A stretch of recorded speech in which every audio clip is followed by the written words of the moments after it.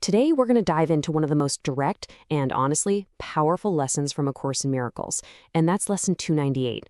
Think of it as a core practice that's all about shifting how we see things, moving away from fear and back to our natural state, which is love and, unity.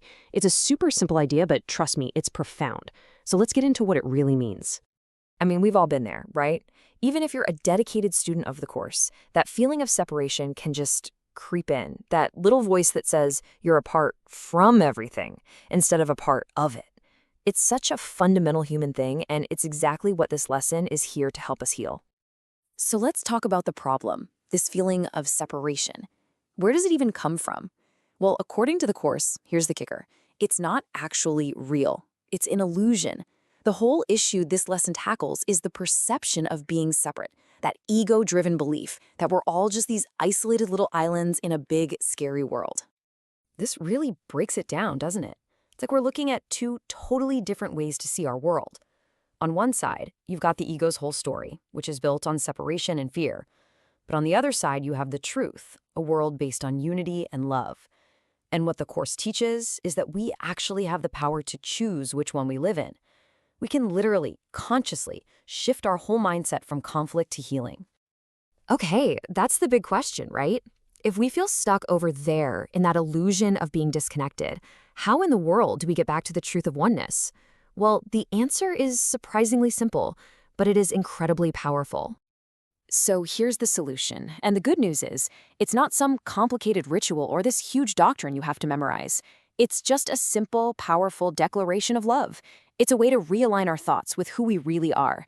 And believe it or not, it all comes down to a single sentence.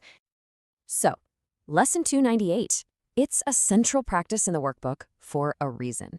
Its whole purpose is to be a tool, something we can use to just dismantle that feeling of separation and replace it with this deep awareness of the love that connects everything. And here it is. This is the whole lesson, just this one sentence. It's a direct, powerful affirmation of love for the Creator, or Father, and for everything that has been created, which the Course calls the Son. So let's unpack that a little. What does the statement really mean? It's not just about some distant being. The Father represents the source, the very origin of all life. And the Son, well, that's everything that's been created. That means every single person you meet, every animal, every plant, and, this is the crucial part, yourself. So when you say this, you're not just saying words, you're affirming your own place in this beautiful, seamless web of love. Okay, so it's a beautiful idea, right? But how do we actually make it real in our day-to-day lives? This is where it gets really practical. The Course gives us 3 super simple ways to put this whole thing into practice. So first, we have our daily affirmation, then we have acts of kindness, and finally, meditation. I love this progression. It's designed to take this idea right off the page and into your actual experience. It starts in your mind, then it moves into your actions, and finally, it just settles deep into your being. So step 1 is all about setting the tone for your day. Before all the distractions and the to-do lists start rolling in, you just simply state this truth. It's kind of like setting your internal compass to love before you even get out of bed, reminding yourself of this fundamental unity right from the start.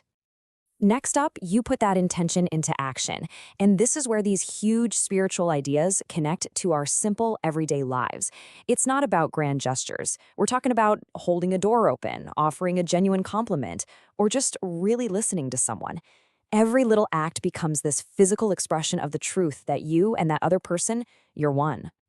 And finally, you internalize it. This step is all about feeling the truth of the lesson. You can just close your eyes for a few minutes, sit with that feeling of love, and maybe visualize it as a light that connects you to absolutely everyone and everything. This is what really reinforces the message on a much deeper, more intuitive level. So what happens when you actually do all this? What's the end result of this practice? Well, it's not about changing the world outside of you. It's about completely transforming the way you see it from the inside out.